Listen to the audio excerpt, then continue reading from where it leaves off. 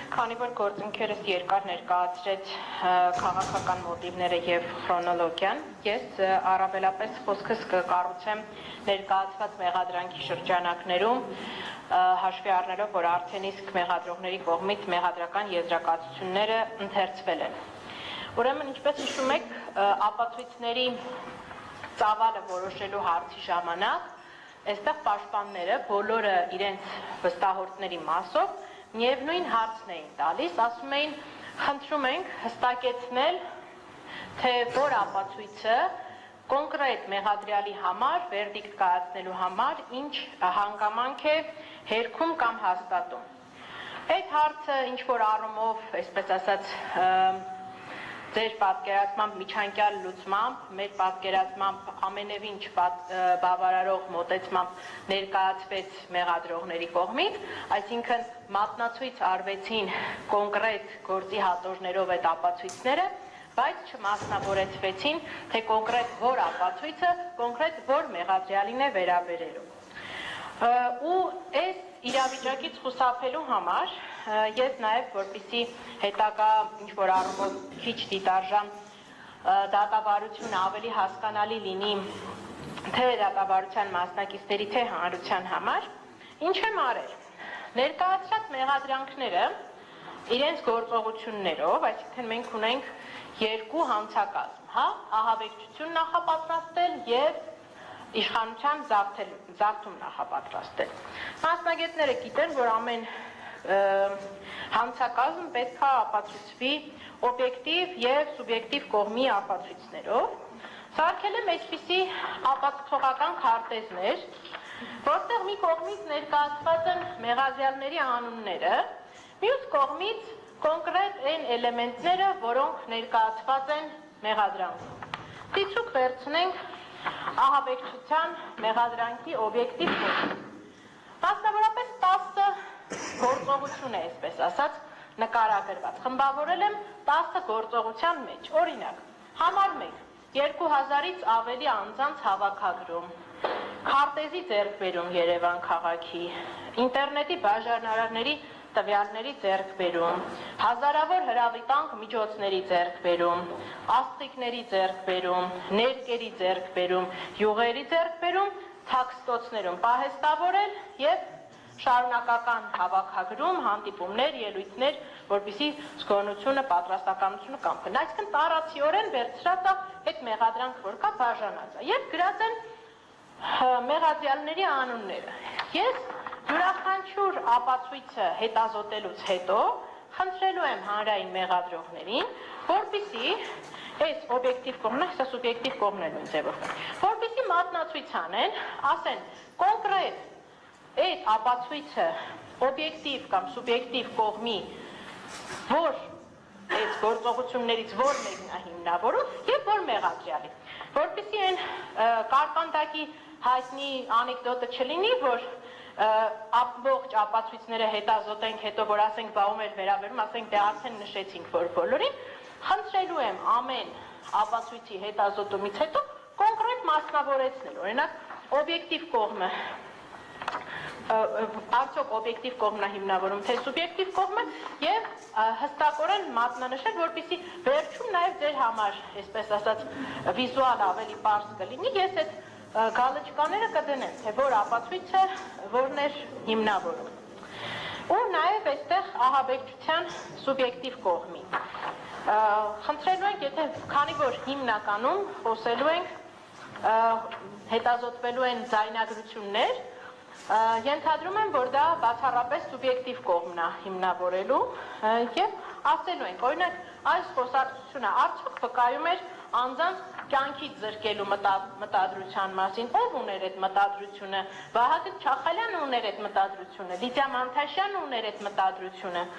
կամ օրինակ առողջությանը ով դիտավորություն ուներ որևէ մեկին վնասելու։ Եվ այսպես շարունակ, այսինքն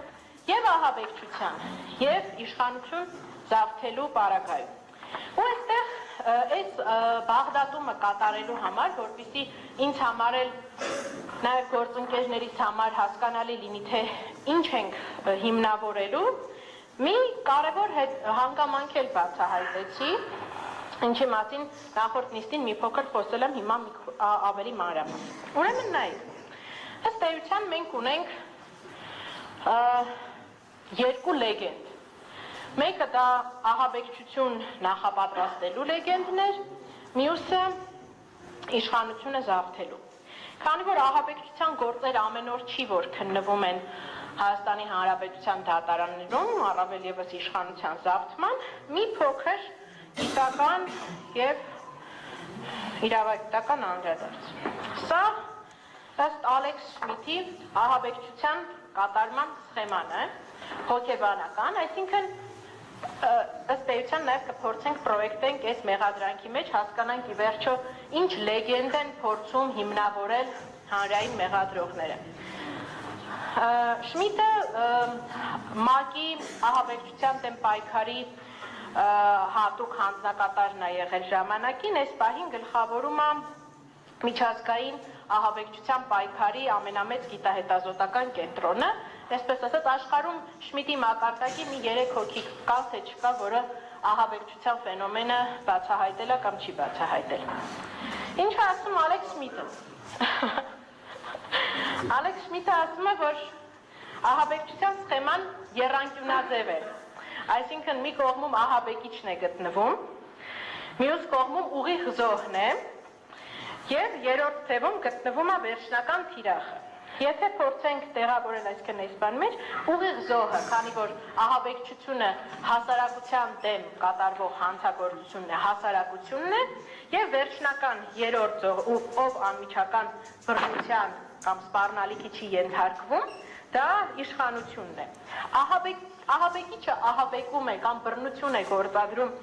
ուղիղ զոհի հասարակության նկատմամբ, այս հասարակությունը հանրային մեծ հաղորդակցության, քանի որ այդ ահաբեկչությունը լայն հանրային արձագանք է ստանում, զանգվածային լրատվության միջոցների, հեռուստատեսության եւ այլնի միջոցով, ձևավորում է հանրային պահանջ վերջնական թիրախին իշխանությանը կատարելու որևէ արարք։ Այսինքն ուղիղ ձևով ահաբեկիչը այս պարագայում չի առնչվում վերջնական թիրախի հետ։ Այս փաստացի նաև այն լեգենդն է, որը նաև տեղադրված է, ասում են, որ Բաղրատ Սրբազանը, չնայած որ մարդկանց պետք է հակեր իրեն ընտրելու, ավելի շատ պետք է սեր քարոզեր եւ այլն, նպատակ ունեցել ահաբեկել այն մարդկանց, ովքեր պոտենցիալ պետք է իր համախոհները լինեին։ Եվ միևնույն ժամանակ այս լեգենդը նաև հետքվում է նրանով մեղադրանքի այն ձևակերպմամբ, որ սրբազան պայքարի մասնակիցները պետք է կտրեին ինտերնետի լարերը, մալուխները եւ այլն, չենք հասկանում ինչի, որովհետեւ եթե ահաբեկչի նպատակը այդ ամեն ինչը հանրային մեծ տարածման սփռելն է, ապա ինչ նպատակ ունի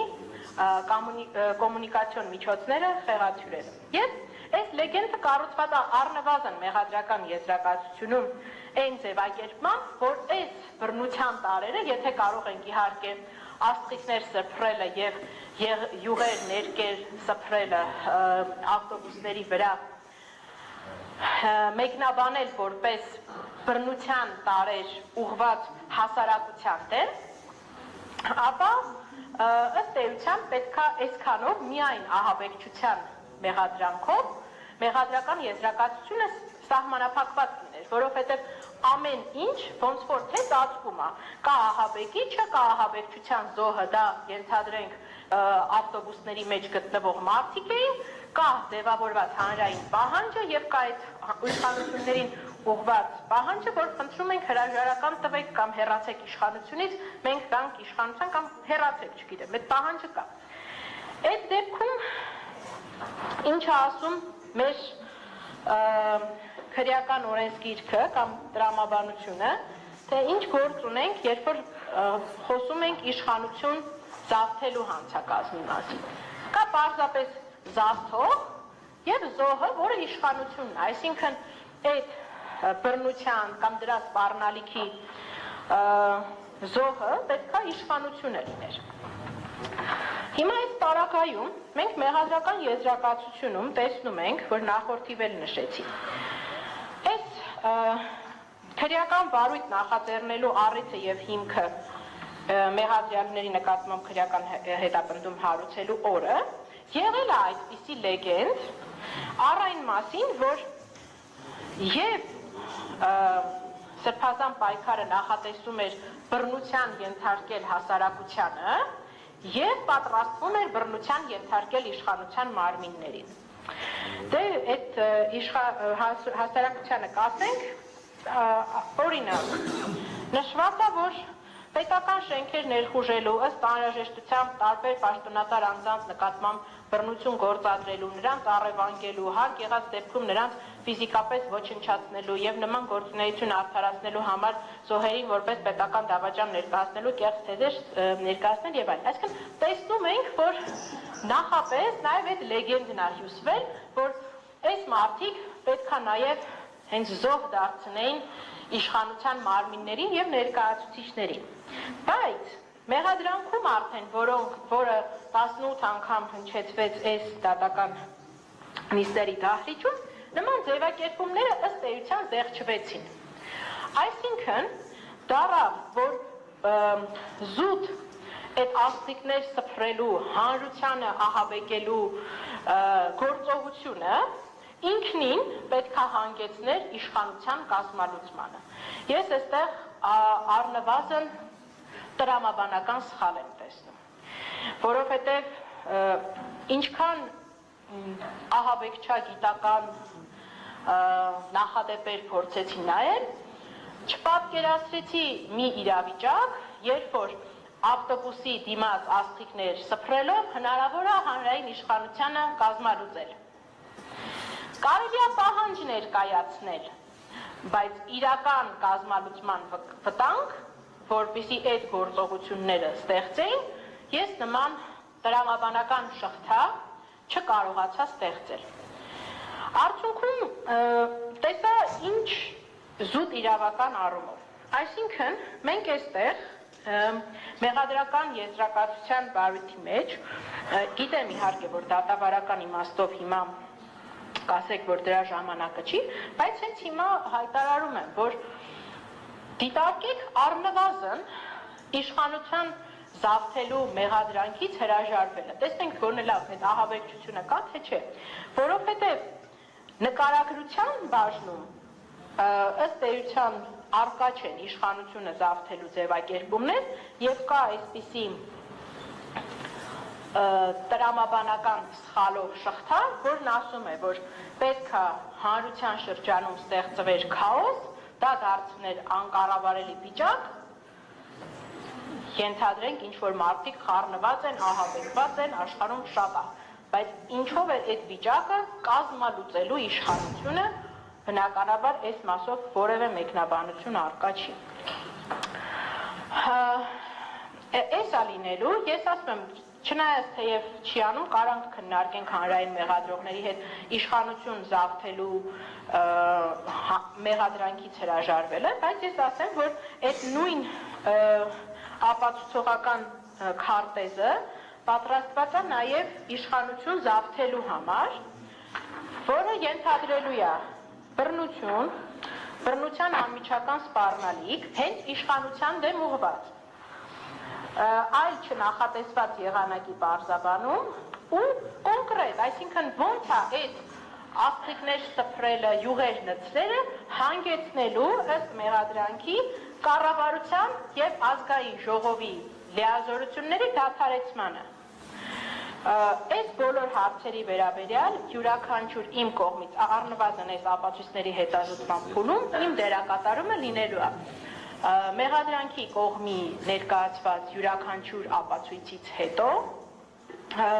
հարցնել, թե օրինակ, ենթադրենք, եթե կհետազոտենք դիցուք պարոն Սարգսյանի եւ Բագրատ Սրբազանի միջև խոսակցությունները, ես հարցնելու եմ, արդյոք ինչ է հիմնավորում այս ապացույցը եւ օրինակ արդյոք այդ խոսակցությունը վերաբերելի է Լիդիա Մանթաշյանին կամ երբ կհետազոտենք Լիդիա Մանթաշյանի նոթատետրի գրառումները,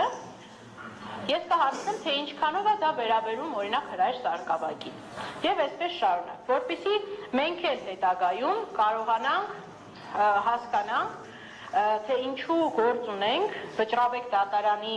կողմից Գևորգ Ճաղարյանի գործով